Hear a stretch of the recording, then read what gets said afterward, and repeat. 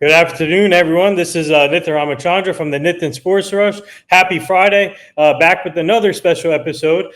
Baseball fans, I have a treat for you. I hope you guys are tuning in because I got a big-time guest here. His name is Jake McGee. He is a former MLB pitcher slash reliever slash closer. He won the World Series with the Los Angeles Dodgers during the COVID year. We'll get to all of that. And he also played for the Tampa Bay Rays, Rockies, Giants, Brewers, Nationals. He played with tons of different teams, and what a great career. He's a Yankee killer. He had some great numbers against the New York Yankees in the AL East. Not only the Yankees, but in general, man. He was a tough competitor on the mound. I used to watch him when he was playing with the Rays, and looking from afar, man, this guy can do it all, and he did it only with this fastball, which is remarkable because most of these pitchers have multiple pitches, but he did it with the fastball mainly. But Jake McGee is joining the show. Thank you for joining, and thank you for taking the time. And how are you and your family doing? Welcome to the show. No, thanks for having me. We're doing good. It's been nice being retired for a couple of years. After traveling and playing so long, it's kind of nice to relax a little bit. Yeah, so whoever is a baseball fan, everybody knows about Jake McGee with the Tampa Bay Rays and obviously winning the World Series with the Dodgers. But I want to talk about you. You grew up in San Jose, California. So how special was it for you to win the World Series for the Dodgers and being close by to Los Angeles and winning the World Series there?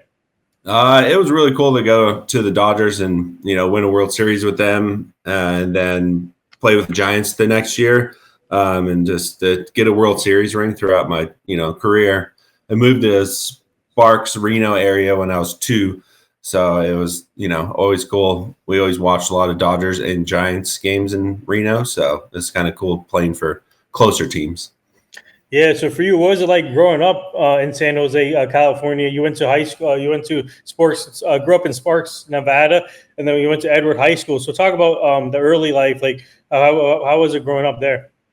It was nice. We get all the seasons, and baseball season was always really cold. I remember even high school, when there's a lot of scouts there, it'd be 30 degrees and snowing and having to learn how to pitch in those. And it was kind of harder to get seen. So I went to a lot of showcases between my junior and senior year, got seen a lot more. And, luckily he was drafted in the 5th round my senior year. So. Yeah, so talk about the draft experience. Actually, we're fresh from the draft this year, and you saw a lot of young kids getting drafted, getting to their dreams and goals, and seeing kids getting drafted from the MLB Draft League, other leagues, and also obviously colleges or high school too. So talk about that. Talk about your draft experience and the moment you got drafted from the Tampa Bay Rays, being with your family and friends, and seeing now these young kids getting drafted more too.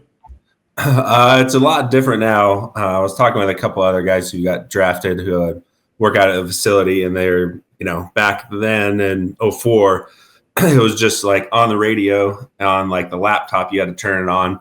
And then there was, I got some phone calls before the 5th round, and, they're like, if we take you here, will you sign like here? And I knew the Tampa Bay Rays were on me for a while since I was like 15, 16. They scouted me a lot, and they called and said I would sign, and signed a couple weeks later and went right to Florida and got right into it.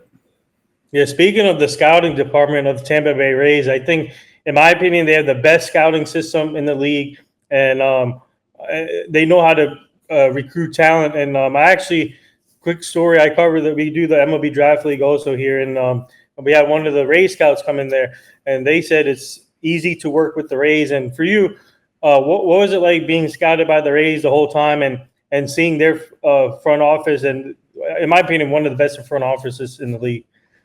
Yeah, when I first signed there, I tell you, it was before the ownership took over, and we were like forest green. It was like the dark green. And then after my second year, they transitioned and changed it all to blue and had all the new management. And from then on, they had from top to bottom, from trainers to scouting staff to coaches. And it was a great experience. And they brought like a really good culture to where majority of guys in minor leagues played with each other and then got to play in the big leagues together too. And it was a cool experience. Yeah, and speaking of the Rays, when you made your debut in 2010, and you had some great players with you. You had Carlos Pena, you had John Jaso. You played with obviously Sean Riggins.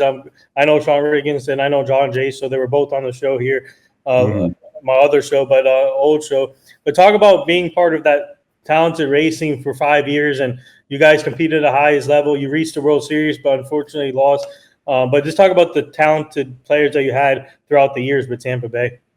It was really cool to have a play with a lot of them, especially in the bullpen too. There's always, good pitchers. I was with Fernando Rodney when he had the like .6 ERA all year. I think he gave up like 3 runs all year, and they always had a lot of good bullpen guys, like playing with older guys like Farnsworth. And they were one of my first couple of years.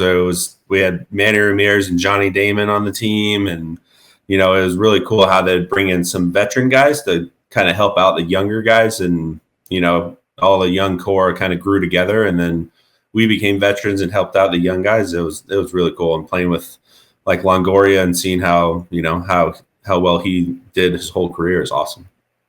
And for you going on the mound, whenever your names got called, and obviously you were the closer, so you had to wait till the 9th inning most of the times. But when you got to the mound, how confident were you? Because you guys had a great defense behind you, and the pitchers. And you knew that they were going to make plays. So, especially with Carlos Pena and then Evan on one side and Carlos on the other side. So, talk about the defense that made it easy for you guys.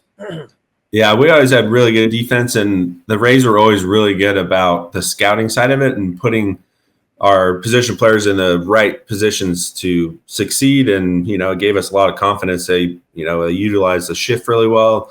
Even the shift in the outfield, and with guys with really good gloves out there, it was always refreshing to know that you can pitch your own game and let them put the ball in play, and and they're going to make outs for you. So I'm just curious, did they talk like when you got drafted or scouted? Were they discussing for you to be a long-time reliever, or were they discussing about being a starter also? Or were you happy that you were able to be a reliever the whole time? I was a starter pretty much my whole minor league career, and I had Tommy John in 2008, and was a starter. And I was up to like the top 5 prospect in all minor league baseball, and I got hurt. And then when I came back in 2010. I was pitching really well and throwing a lot of innings. I remember I threw like 6 innings, and then the GM called the manager the next day and called me in. I thought I was in trouble, and they're like, "No, you can't throw more than 6 innings the rest of the year." So by the time August came, the only lefty reliever in the big leagues was Randy Choate. And they're like, "Well, you're hitting your innings limit, so let's see how you do in the bullpen. Go to AAA." And they got through 20-something innings and gave it 1 run, and then got called up. And I love being a reliever, being ready to pitch every day, multiple days in a row. And, it worked out really well. Yeah. Speaking of Tommy John, you see a lot of pitchers now these days getting injured easily now with Tommy John, like Garrett Cole, you see a lot of pitchers missing the seasons now easily. But for you, what did you learn throughout that process in the 2008 season and recovering from Tommy John and coming back strong? And what did you learn from that process? I learned that you want to take your time when you're rehabbing any injury, and especially with the Tommy John injury, you want to make sure it's healed all the way, and take your time and do all your arm exercises before, after, and you take care of your arm in that way, and make sure you have the discipline to do your arm stuff every day. And it helps out a lot, and it helped me out through my whole career. I did it all the time. Yeah. So talk about you made your major league debut against the Yankees, and talk about that, because and once you got the call up and making the debut against the Yankees, how special was that for you and your family, knowing that you're going to face the Yankees? It was really cool. It was I was very nervous. I remember we drove down from Durham, and they walked it off the night before, and I think took first place. Or in first place, and then I literally pitched within 24 hours of getting called up. And they put me in first and second, 2 outs, and I walked the first 2 guys, and then I saw Derek Jeter was on deck before I walked that second guy, and I was like, "Oh no!" And then I ended up throwing a first pitch curveball, which I'm not known for at all, for a strike. And then threw a couple more strikes and got the strikeout. And I always say that Derek Jeter's the first out and first strikeout.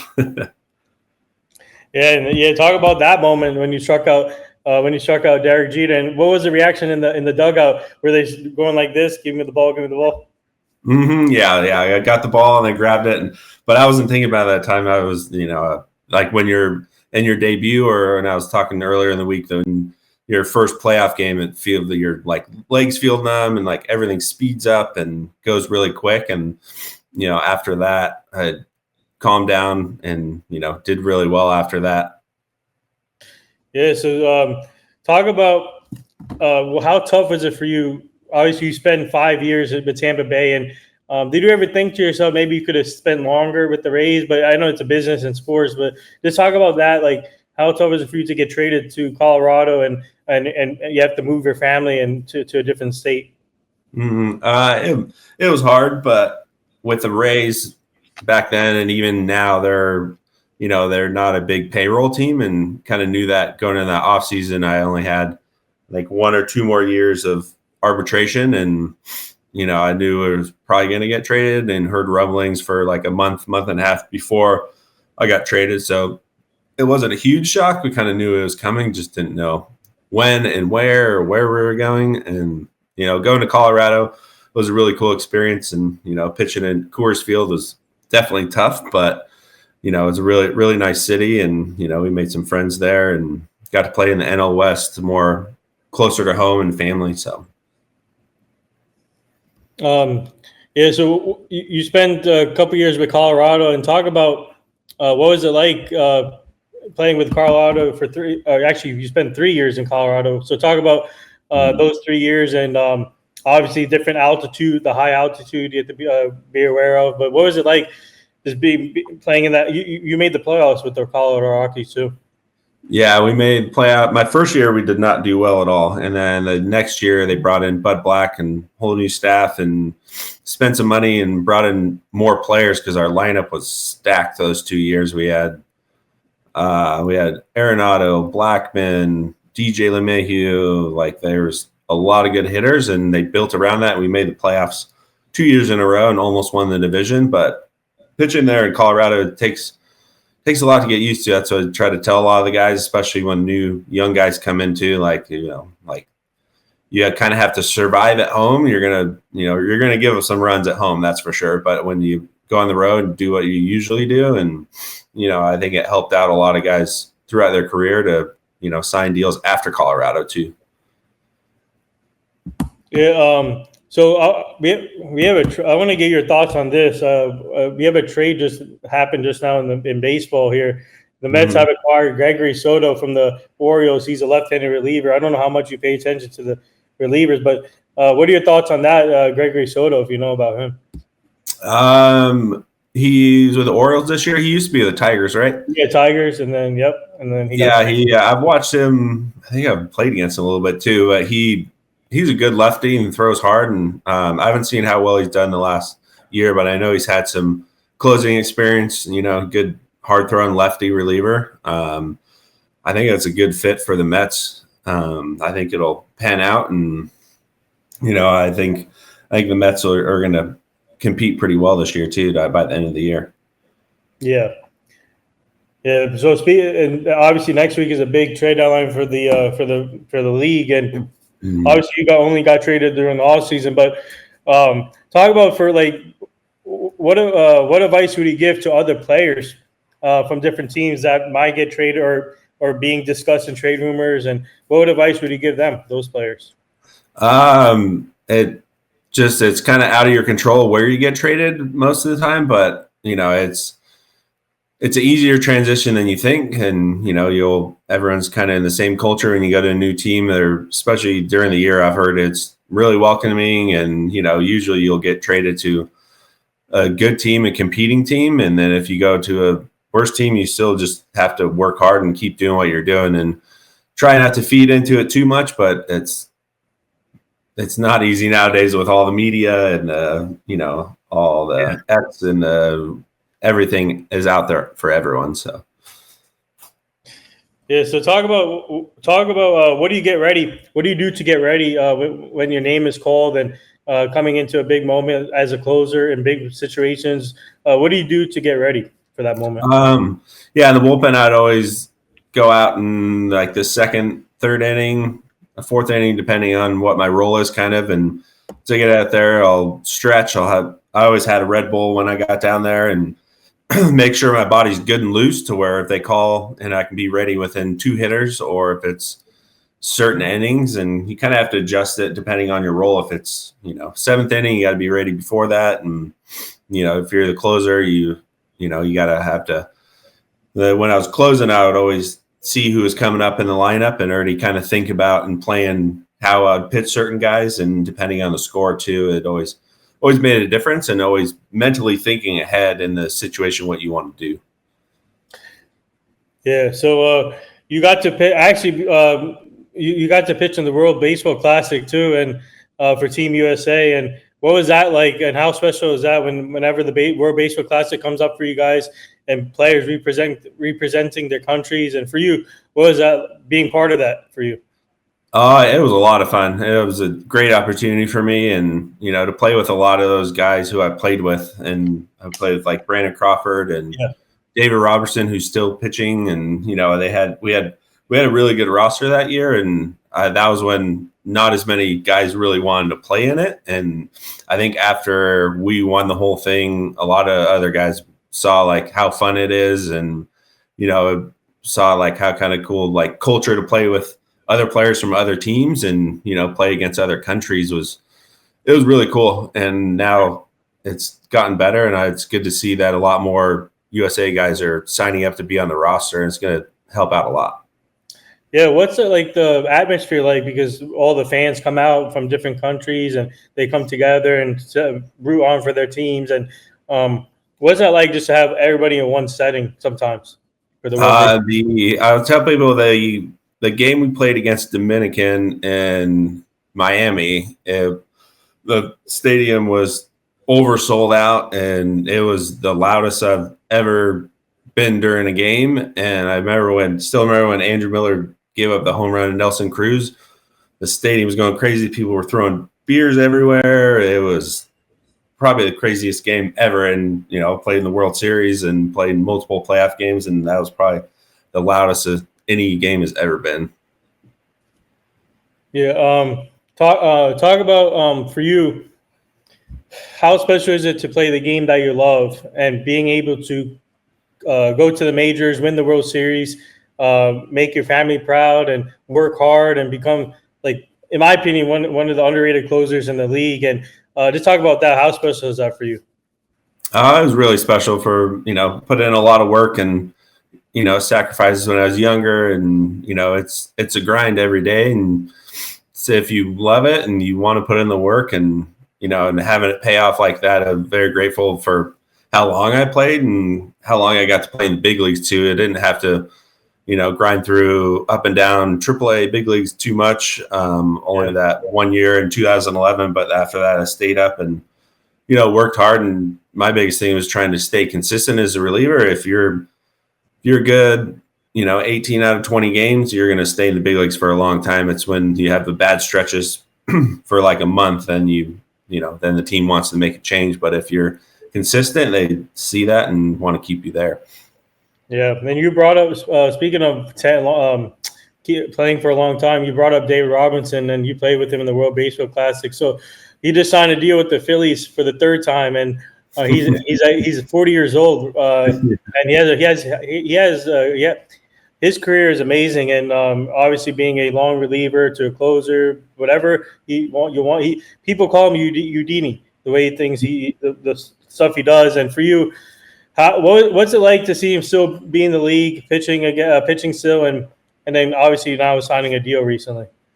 It's really cool to see that, and because I know he puts in a lot of work and works really hard, and he's always had really good pitches. I remember when he was with the Yankees playing against him a lot, and him learning his cutter from Rivera, I think helped him a lot too. And that was one of the best pitches ever in the big leagues was Rivera's cutter, and he utilized that and with his curveball. And he's a very unique pitcher in that way. He's got multiple pitches and he can control the zone really well. And, to see him still pitching is awesome. Yeah. So talk about, so after your playing career, now you're a coach, young kids. You have your own pitching clinic and pitching program. So talk about that. When did you start this? Were you planning this during your career, or was this a plan after your career? It kind of came together after my career. My first like 2 years being retired, I reached out to other guys I knew in baseball and kind of picked their minds a little bit and took my time with it. I would talk to like Brandon Gomes and Sam Fold and guys I played with who are in the upper management now, to where, and they're like, no, like, don't rush it. Like, last thing you want to do is rush into a position and get kind of stuck. So I thought about it a little more and wanted to start my own pitching lesson business here and partner with Northern Nevada Baseball Club here, who's been around for 7 or 8 years. And doing that has been awesome, working with the younger kids all the way up to college kids right now, and showing them what I know and showing them like the analytical side too, like being able to work with them with the TrackMan and show them different pitch grips and how their ball moves is really cool. Yeah. And for you, what's it like? And then now helping these young kids, and it's all about helping out the youth and seeing these kids have the resources now. Like, for example, your former teammate that I know, Sean Riggins, he does a catching clinic for the kids, and he does a catching program. So for you guys now being former players, what's it like seeing these kids now having the resources to learn from the best who played in the league? I think it's really cool. We didn't really have this many resources back then, but being able to help all these kids utilize all these resources and show them the right way to do it. Because if you don't have a coach who knows how to show you a lot of those things, it's very hard to use them, and it can get confusing with some of the kids who don't know how to do it the right way. So I try to show a lot of kids a good foundation with mechanics and drills and warm-ups and armbands and things like that to do it the right way and give them the right tools, to get to the next level, whether it's college or pro ball. So. And talk about like how often do you do your clinics, and is it every day or whenever, or how does the schedule work when it comes to the clinics? I do pitching lessons right now, Monday, Wednesday, Fridays, and I usually have 5 to 6 a week, and I've only been doing it for 3 or 4 months, so still pretty new to it. And I've had, I have a lot of kids who are signed up for every other week, just try to stay on top of everything and always try to add more things on it. And it's been working really well, just doing it 3 days a week and going from there. Yeah. So you ended your career with the Washington Nationals. You signed a deal with them after playing with the Brewers and the Giants, but talk about what was it like ending your career with the Nationals, and just talk about what was it like being with Washington? Washington, I didn't know if I was kind of leaning towards not playing the rest of the year after with the Brewers, and then got picked up by the Nationals, went there, and I had like 5 or 6 straight outings with no runs, and was doing well, but being away from the family and having it not really be my choice to be over there, and it was hard, and I didn't really want to grind it out much anymore. But having it be full circle with Davey Martinez as a manager, and then Jim Hickey was my first pitching coach too, and just kind of felt right. And I was very fortunate that it ended that way. I didn't, I wasn't trying to finish in AAA and do it that way. I was luckily still in the big leagues, and it was I had choice to stop playing. So yeah. So how often do you how often do you visit Tampa Bay, the Rays, or how often do you guys go to Rays games?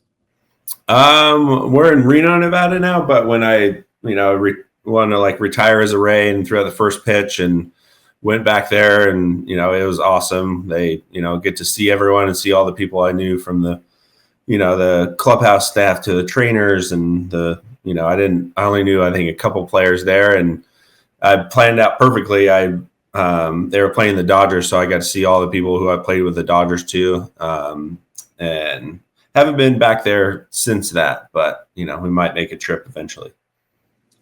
Yeah. So speaking of retirements, Jesse Chavez announced his retirement yesterday. Former, obviously pitcher, and he had a great career too, long career, played with a bunch of teams, and I actually had him on the show on my old show before, and while he was still playing. But talk about you competed against him, and what was it like seeing him from afar as a pitcher? He had a really good career, and he played 21 seasons or something like that. I think 18 or yeah. Yeah, it was a long time. And I think just seeing him, because he wasn't ever really the flamethrower guy who would blow guys away. He always knew how to pitch really well and utilize all of his pitches, and he pitched in every situation possible. And for him to play that long and do really well is awesome. Yeah. Before we go, do you have time for like a quick rapid fire? Yeah, of course. Yeah. All right. Favorite food? Italian or Mexican? Toughest hitter you had to face? Toughest hitter would be Miguel Cabrera or David Ortiz. Miguel Cabrera, David Ortiz. Did you have a nickname? I got called Mac Cheese in the minor leagues a good amount. Mac Cheese? Yeah, and I even wore it on they had the players' weekends. I had the jersey where I had Mac Cheese on the back of there. Yeah, so Cooperstown. I mean, what do you call they're doing this big event this weekend at Cooperstown, and CC is a Hall of Famer. So, what's one word would you say about CC? Competitor. He always grinded out, and he'd give you everything. I remember the year when he was at the Brewers, and he pitched like 2 starts in 3 days or something crazy, and help him make the playoffs. He was always a grinder for sure. Pre-game music. Usually my go-to song would be something Limp Bizkit My Way, and I had that as my walk-up song from like minor leagues, and then I had it when I was with the Giants too, in the big leagues quite a bit too. Oh wow. Favorite stadium?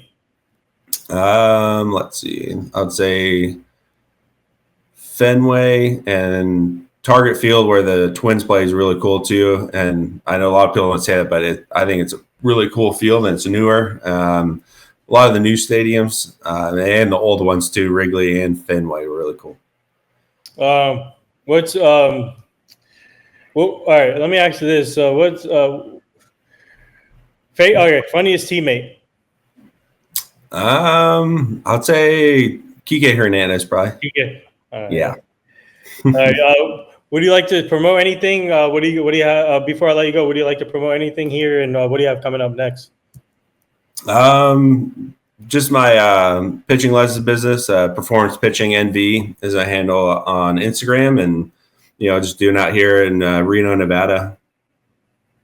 That's about it. There you have it. World Series champion, former MLB reliever, closer, Jake McGee. Man, what a great career, great journey. Awesome story, man. He was a competitor on the mound. Thank you for joining, Jake, this show, and thank you again. Keep up the great work with the kids, and thank you again. This was awesome. No, thanks for having me. I appreciate it. Yeah, no problem.